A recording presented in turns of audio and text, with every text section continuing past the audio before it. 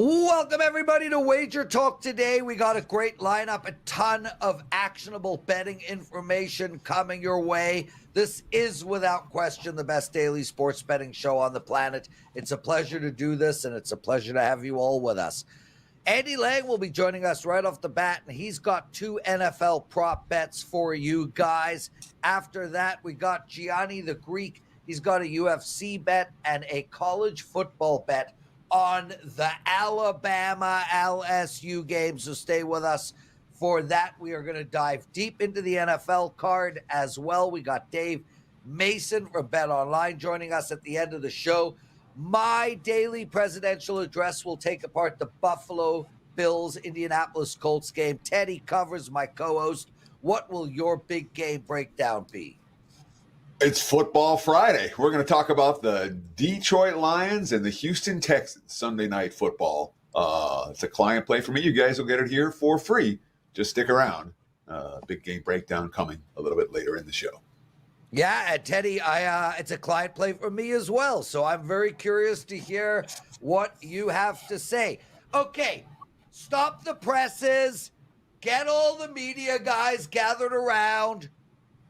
I have a quick announcement to make. As you all have known, the last 2 days, I have pushed hard on you guys using the promo code PASS3. That's PASS3.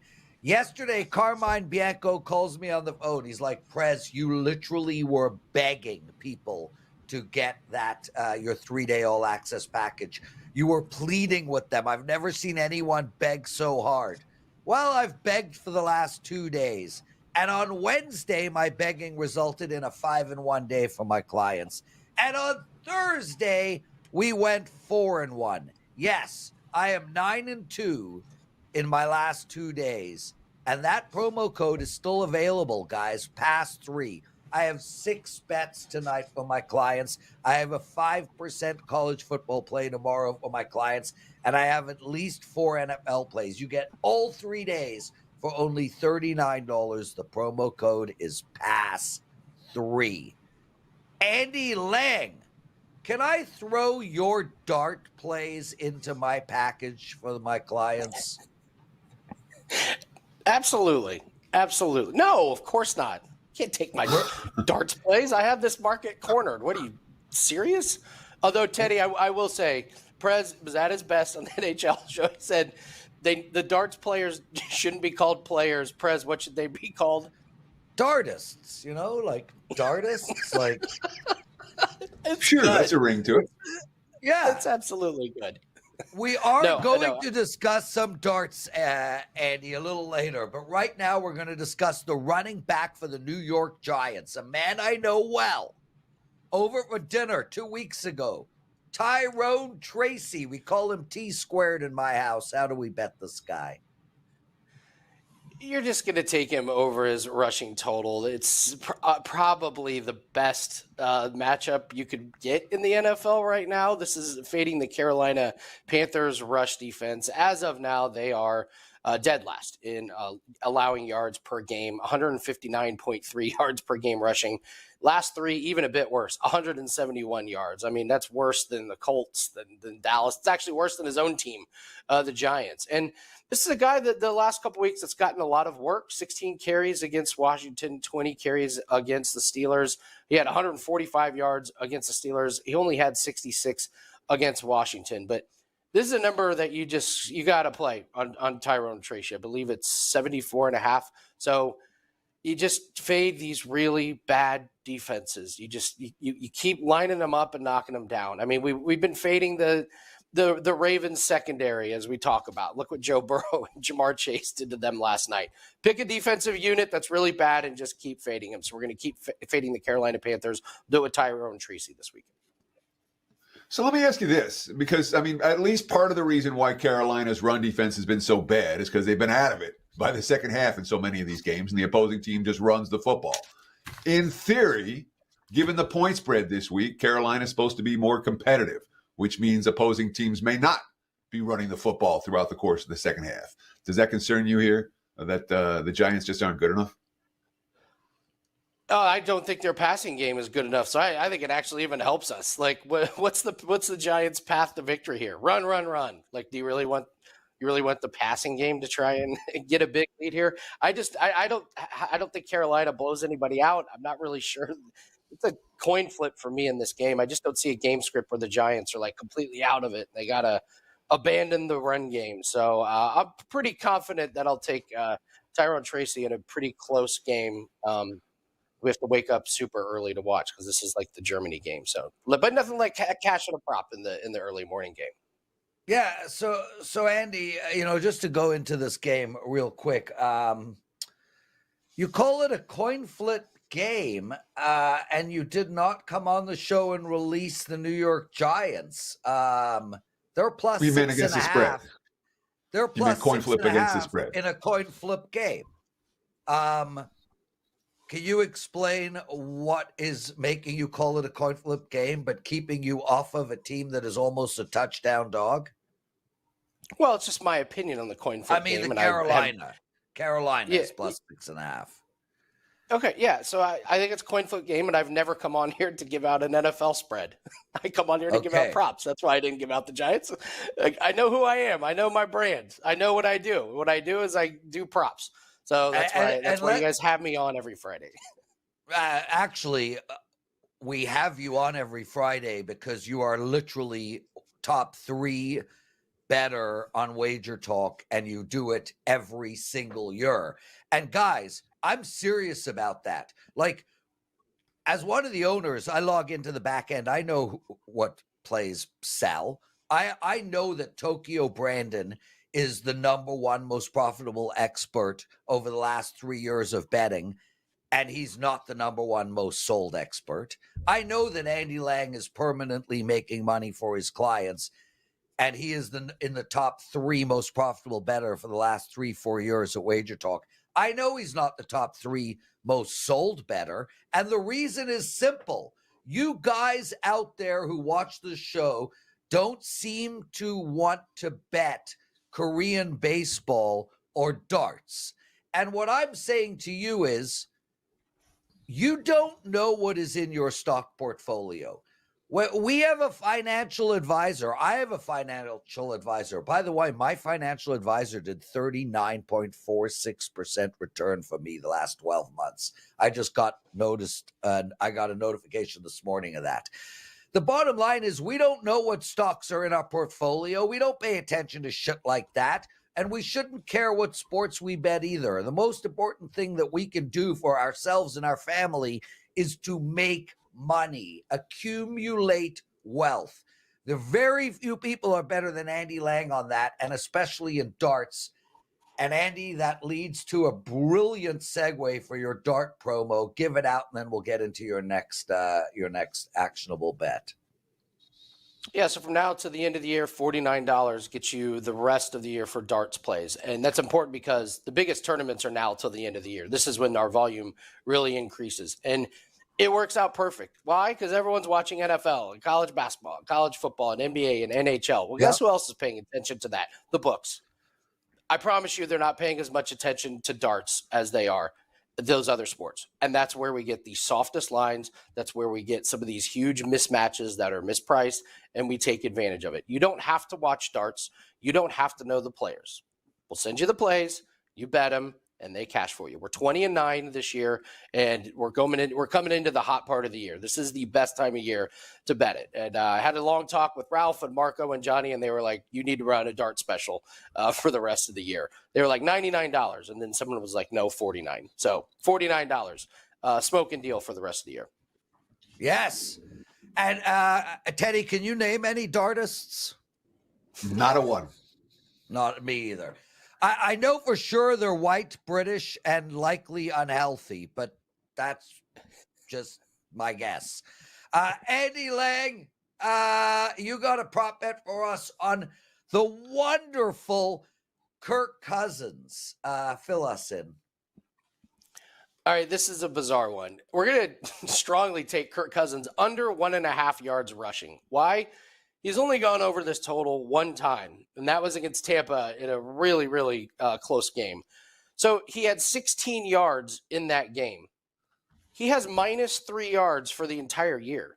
He has negative yards in a bunch of games because he takes kneel downs at the end. We talked about a same game parlay, Prez, where we took Kirk Cousins under 1.5 rushing yards a few weeks ago, but over 1.5 rush attempts, which hit it 6-1. Because at the end of the game, when they're up, he takes some kneel downs and he gets negative yards. This is not a guy that takes off and run. And you look at this matchup against New Orleans. New Orleans dealing with just all kinds of a mess. I just don't see the need why he would ever need to take off and run. He's going to have success throwing the ball. Tyler Algier and Bijan Robinson are going to ones doing the running. And at the end of the half, the end of the game, if he's out there to take some kneels, I would expect another game where he ends up with negative yards rushing. So we'll happily take under 1.5 yards rushing.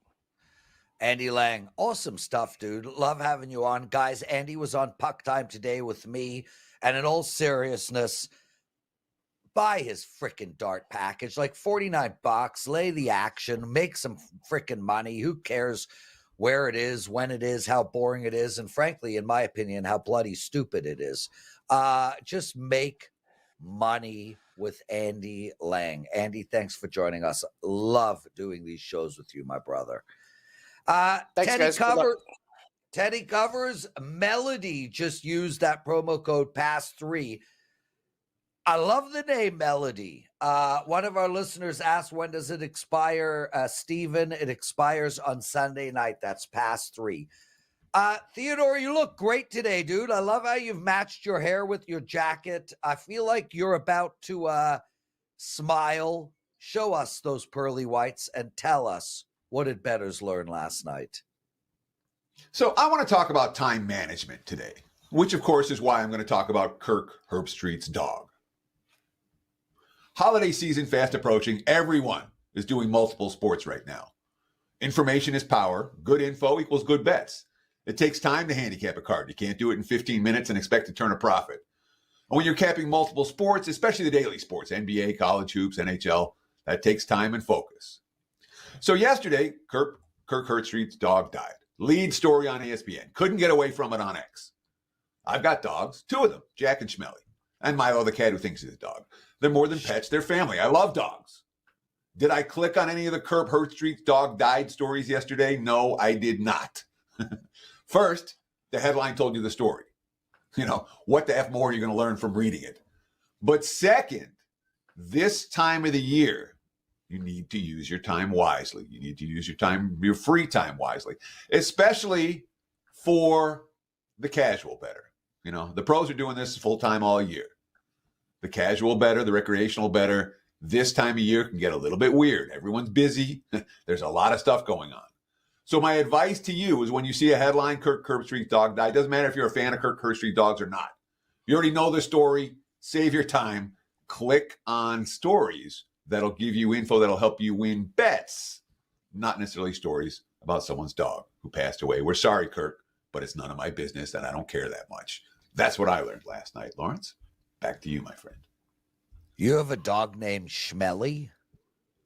Well, her name was Elsie, which became Smelly, which became Schmelly. Yeah, it became Schmelly, yes.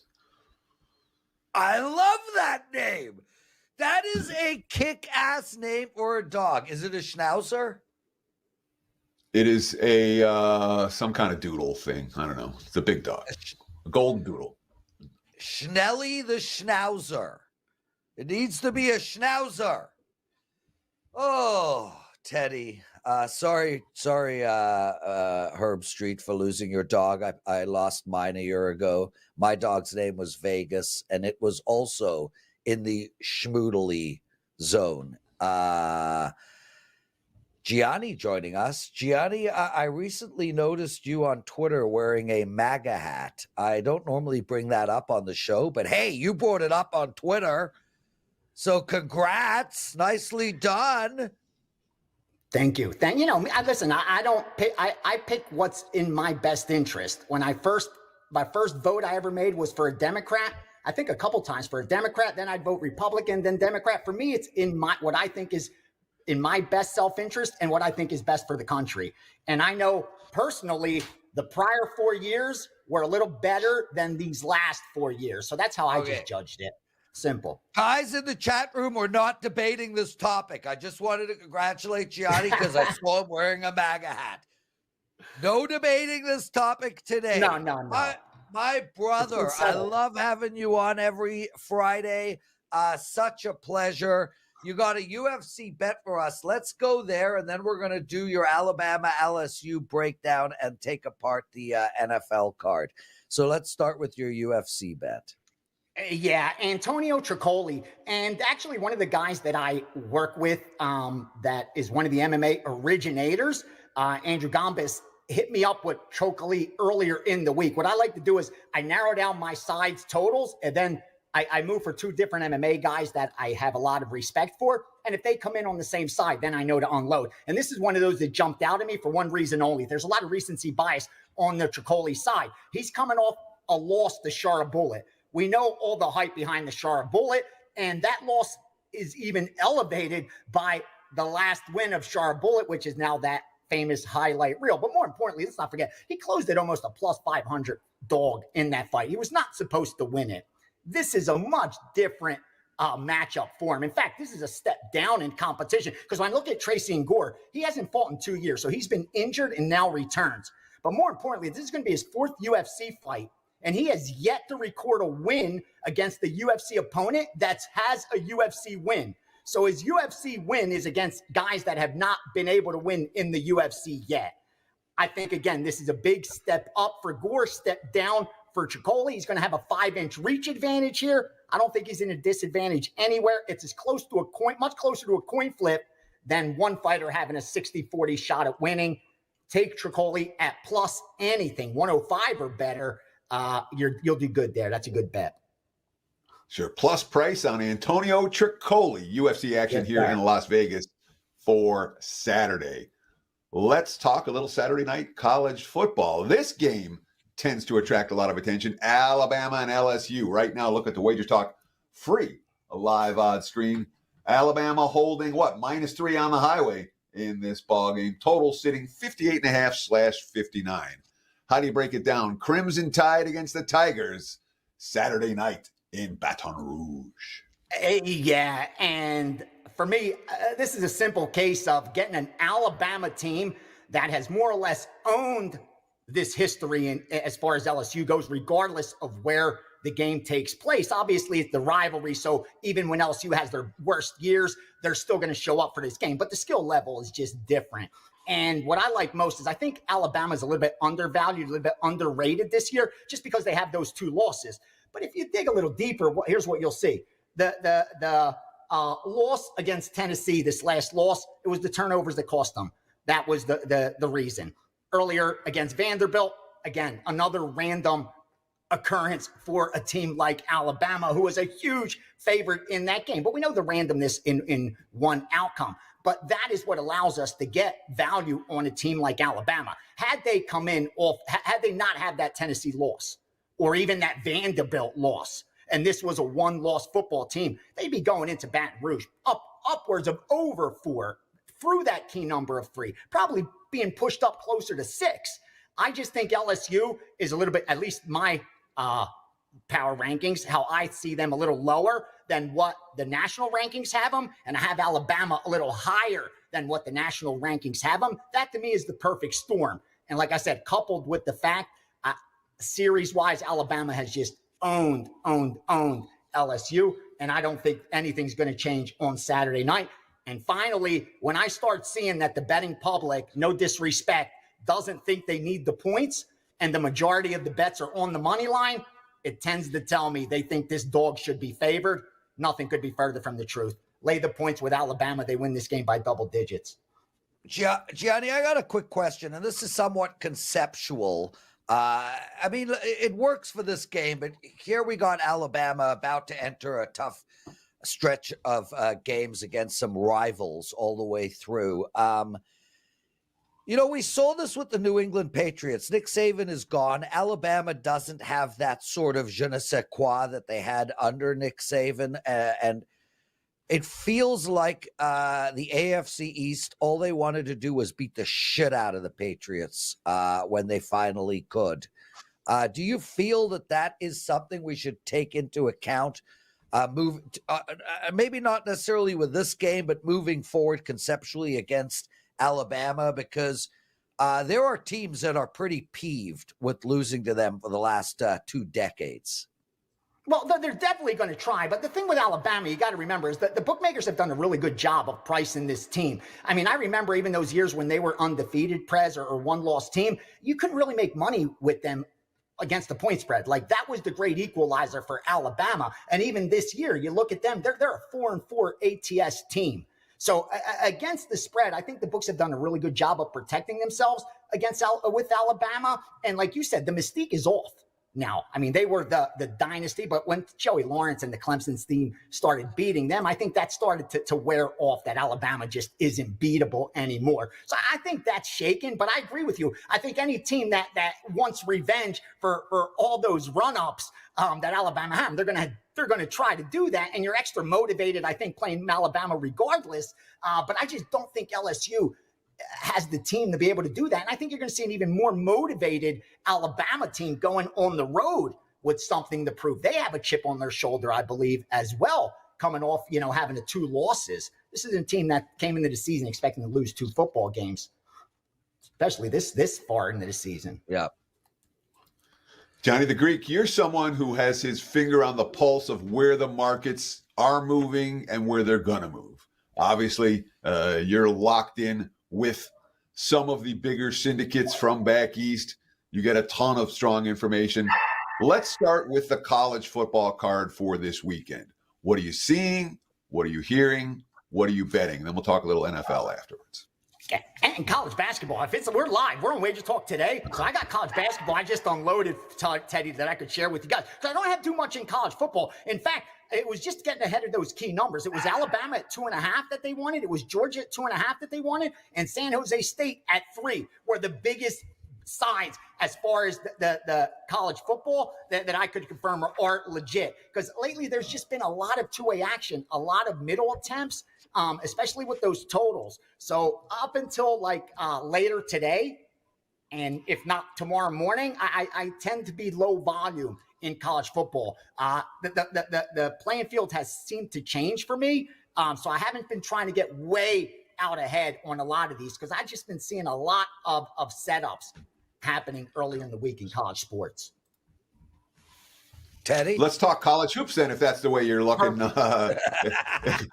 If that's what you want to talk about, Gianni, we're all ears. Yes, sir. College basketball. What are you seeing? What are you hearing? What are you betting? Right now, it's so hard. If anyone out there has outs, hit me up. If you have outs, hit me up. I cannot get down on college basketball. After the last couple seasons, no one wants to take it. If you have college basketball outs, hit me up. 866 Santa Clara, -5. 852 Mississippi State, -19.5, all the way up to -21. VCU, -9.5 and 10. Northern Colorado, +14, +13. Murray State and Pitt, over 147, over 148. Now those added games, the 306, 5, whatever, the 6-digit games. Lowell, UMass Lowell, -8, all the way up to -10. Duke. That was a 2X. Duke at 32, Duke at 32.5, 33, 33.5, 34. Blasting Duke. St. Joseph's all the way up to -17. Eastern Tennessee all the way up to -11.5. And Penn State, I missed that one. They betted at 19.5. They betted at 20. They betted 20.5. They betted at 21, and I still could not get down. The books are just moving so fast on these college basketball lines because it's kind of like the wise guys versus the books. The betting public really isn't getting involved all that much in college basketball right now. Maybe if there's a TV game, something on ESPN, a big marquee game, they'll get involved. But with college football on, with the NFL on, it's just not getting the attention. So it's kind of like wise guys versus the books for a little bit. And that's why you're seeing such significant moves and low limits. So again, if you have accounts, hit me up. Gianni, it's so interesting what you're talking about. And we've been saying this for, 30 years. There is a 6-week window that might be the best betting window of the year. And it's now, and it's in college basketball. From November 1st till the start of sort of the bowl games where the line makers could breathe is the single best time to bet hoops, NHL, all of these other periphery sports, not periphery, but not football, but specifically college basketball, the best 6-week window. And we're seeing it. I'm killing it in college hoops already. 4-1 run in my last 2 days. Yeah, guys, don't sleep on hoops. College basketball for the next 6 weeks. Gianni, let's talk some NFL, brother. I made mention, is this the bloodbath week, so to speak? Road chalk everywhere. Teddy pointed out that this is the year of road chalk. Is that going to continue, or are we going to see the public bleed on Sunday? Where are you going as well? Well, efficient markets correct themselves, and the NFL is pretty efficient. But if the books aren't getting destroyed, then they have no reason to really correct. I mean, if the bettors are willing to take the worst of it here or there, they have no problem. And here's what I'm seeing so far, at least from the sharp bettors. They're not haven't been afraid so far to lay some of that road chalk. Here's what I mean. We got two-way action on Bills and Colts. I have -4.5 and -4 and +4.5. So there's a huge difference of opinion on that one, but both teams agree that the under 47.5, under 47. Yes. Same thing, Steelers Commanders, same thing, Prez, where one group, these are two groups that I work with, and I swear to you, the one sent out Commanders -2.5, and then the bot sent out Pittsburgh +3 at even money. So one group's looking to lay 2.5, the other one's looking to take Pittsburgh at 3. Gianni, who in their right mind is going to take Washington? Now, I get it. But Tomlin is 12-3, 13-4 off of a bye. He's won 7 straight. He's won them by 9 freaking points. On the road, average win of 5 points. Who the hell? What wise entity is taking Washington here? Yep. I could not agree with you more. And then the Bucks, they took the Bucks at 7, 7.5, 6. They're just taking the Bucks, but at 5. When it dropped down to 5, that's when one of the guys that I really respect, that's kind of like not a group, but wins NFL, blasted the 49ers. Blasted 49ers at -5. He was like begging, keep wise guys, keep betting that Bucks for me so I could bet 49ers and hit the 49ers on the money line. So he really likes the 49ers. Another really sharp bet is the Jets. That's why I think the Jets should be favored right now. I mean, it's a flip of 1, but that's why Cardinals open the favorite. Jets got bet, money line, pick on Jets -1. So they like the Jets traveling on the road. And the Sunday night game is what's going to be a huge, huge outcome for the books. It kind of looks a little bit like Joe's versus pros, kind of. I hate saying that, but I have been seeing some of the sharper groups picking off any 4s and stuff like that, some of those rogue higher numbers. But there's going to be more Lions money from the betting public than you could imagine. There'll be so much risk just on money line parlays from earlier in the day. It'll be interesting to see where they bump this lineup to edge some of that risk off, because this Lions team, they have to regress. I mean, if you see what their stats are, they're outperforming like historic teams, like teams that have historically outperformed. They're doing even better. I think their DVOA is higher this going into this week, I think, than any other team in the history since they started charting it. So again, it's ridiculous. Lions have to regress, and then Monday night, sharps are on the Dolphins. Road dog there. Teddy, Gianni, great analysis. Anything else you'd like to tell us about, or is it time for you to promote? No, time for me to promote. Always got to sell. You got always be closing, T. Always be closing. No, this big weekend. Got a nice weekend because I am firing a 5% in the NFL. We pushed last week, so I think I'm 5-1 in those, and I isolated another one for this weekend in Week 10. Saturday and MMA, still number 1 in MMA for this year. Huge ROI, double-digit ROI. And we got college basketball, college football tomorrow. So, big weekend. Head on over. Steam Room Sunday. So I'm really excited for this weekend. And like you said, the last 6, 7, 8 weeks of this year historically have been the best for me. So I hope history continues.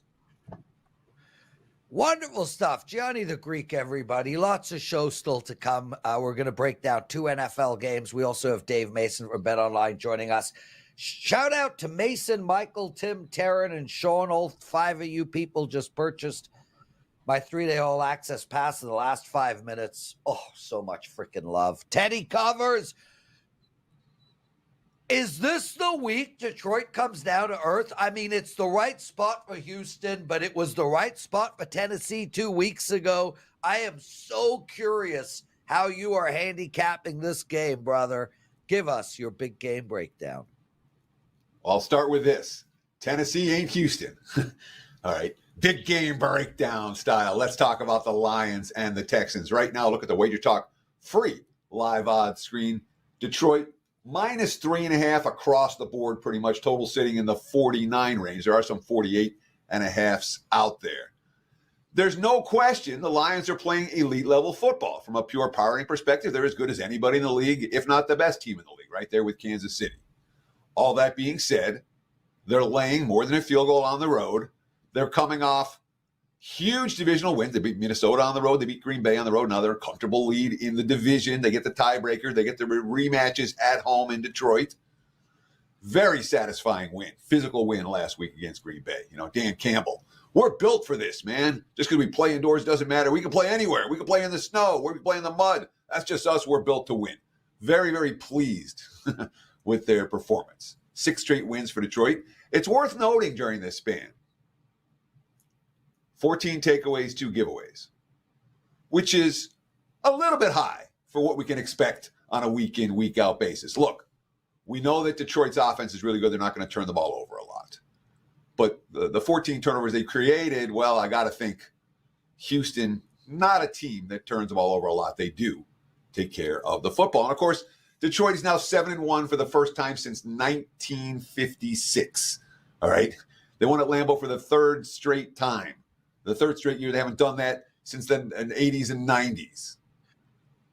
I think Detroit is not a bet-on team this week. Plain and simple. It's a natural exhale spot.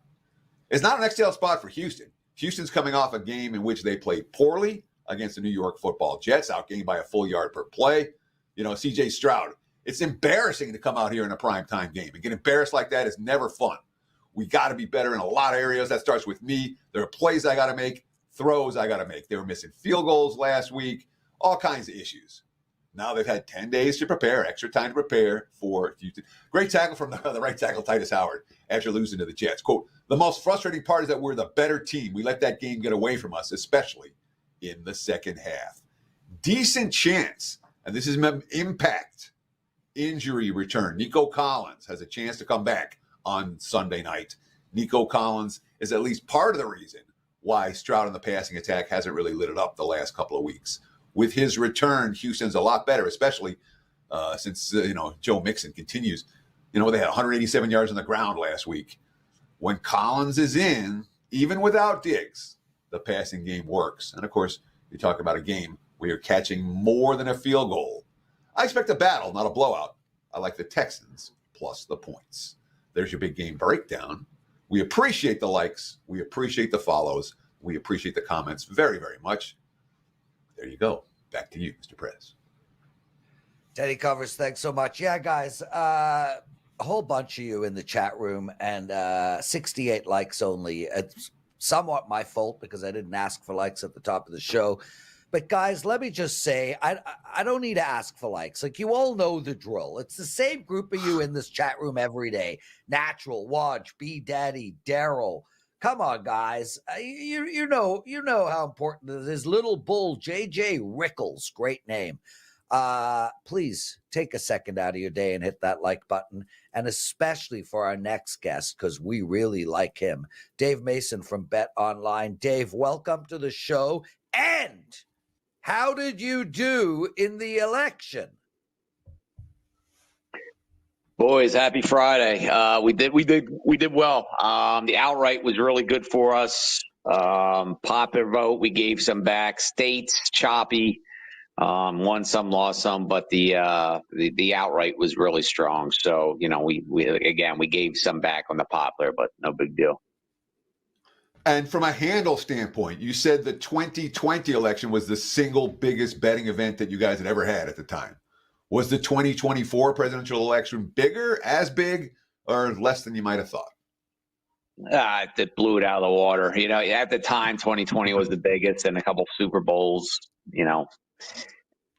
it went over that, and, we blew everything out of the water. It was insane. So I think we did about 30% more volume. Again, that's money, than we did on this last Super Bowl. So, which at the time was the biggest betting event, game, market, whatever the hell you want to call it. in the history of the company. So yeah, man, it was crazy, man. It was a lot of fun, So was it a banner night? I mean, you talked about how the handle was really big. What was your hold? Did you guys clean up? Yeah, we did well. It wasn't like, it wasn't how do I put, there's so much volume on both sides. I forget what our margin was. I don't want to spit a number out there, but it was good. But we've had NFL Sundays that we won more. So no, for a Tuesday night in early November, I mean, holy hell, it's great. But there'll be margin wise, win loss wise, there'll be better Sundays throughout the football season. But again, a lot of it's just about the volume and people coming back to the site. You get a lot of time. I work more on the marketing side of things, so that's kind of metrics we look at too. Is okay, we got a lot of signups.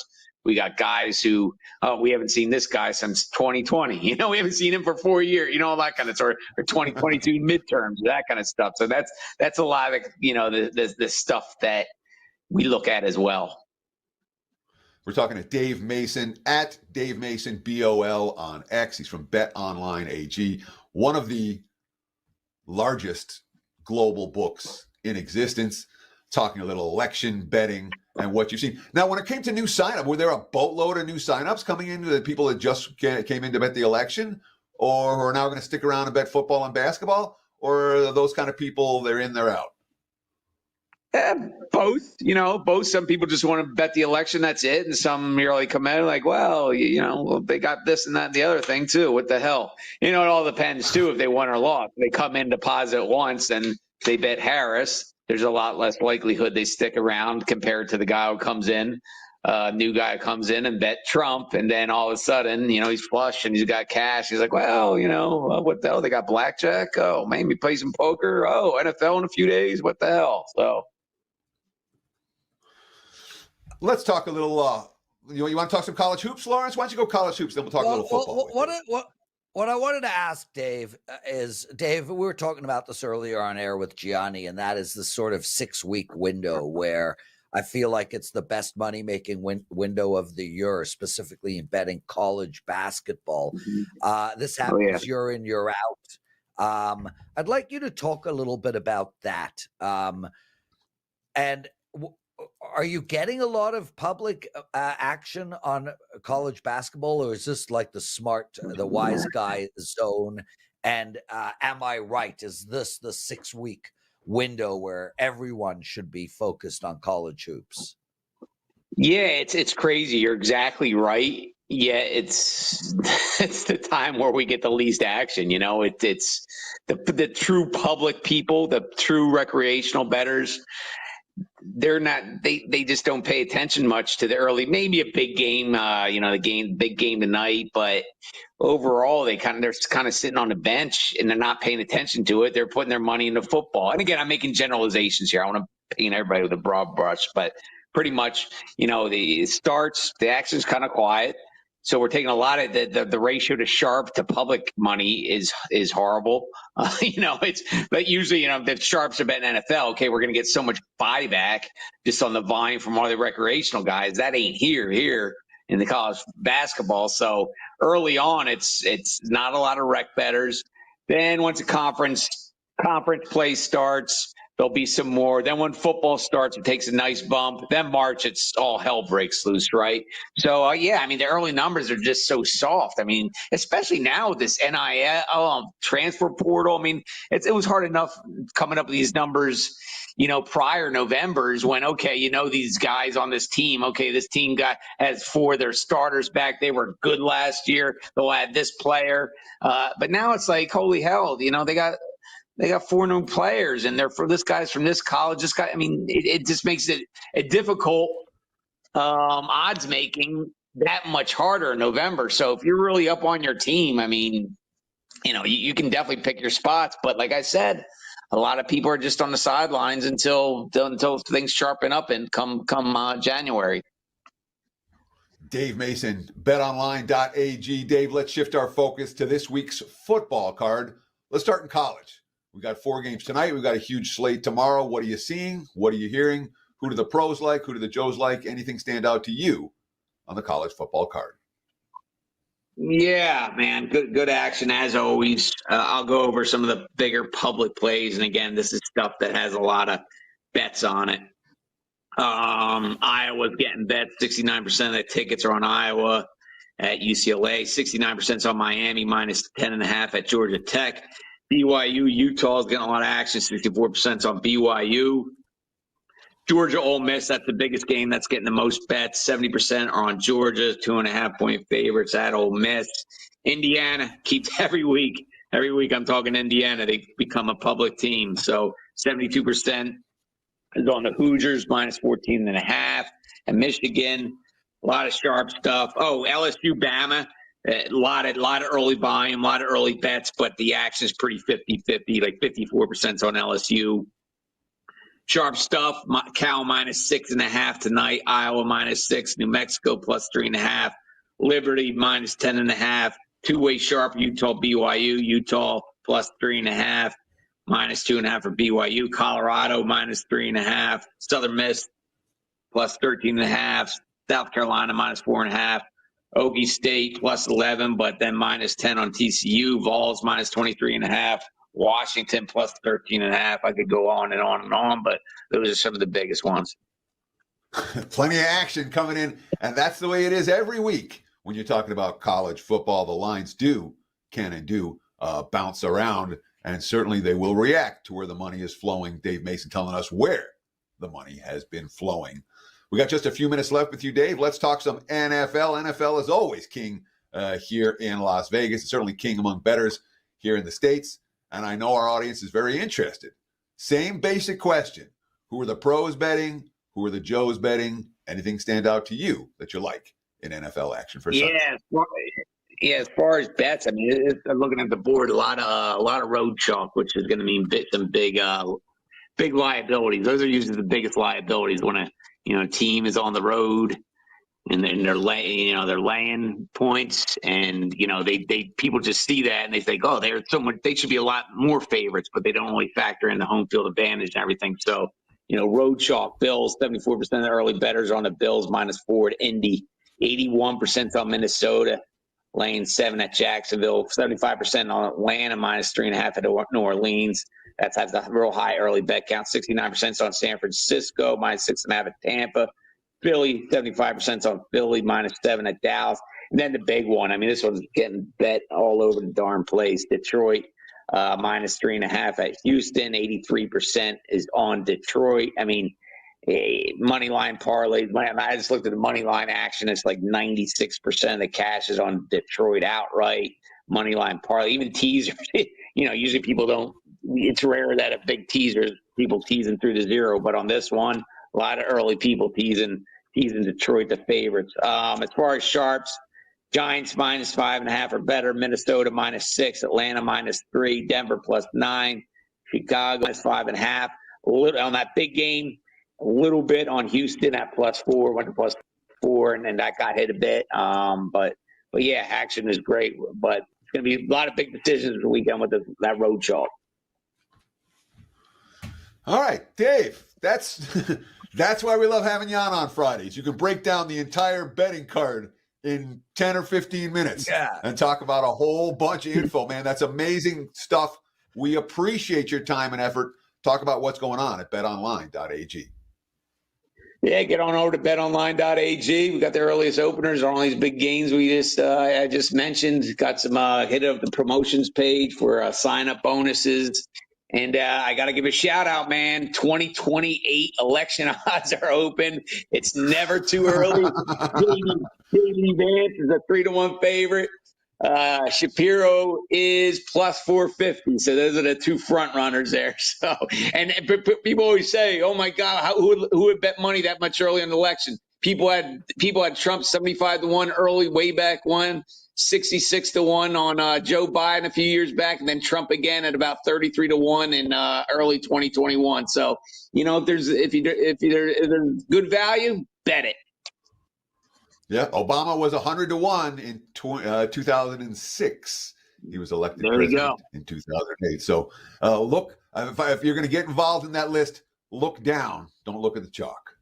Thank you so There you much, go. Dave. Have a great weekend. I hope the bettors kick your butt. Take care, guys. Thanks for having me. Sure. Yeah, and that's the way it is. Lawrence, anything you want to say before we finish up?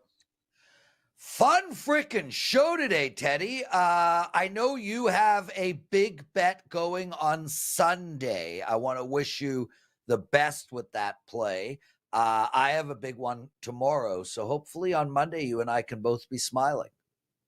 Sure. I'll wish you the best of luck with yours as well, Lawrence. So take advantage of all the promotions right now. WT.buzz/TC, WT.buzz/LP for Lawrence's page, or just WagerTalk.com and take a look at all of the prime packages we have for the weekend.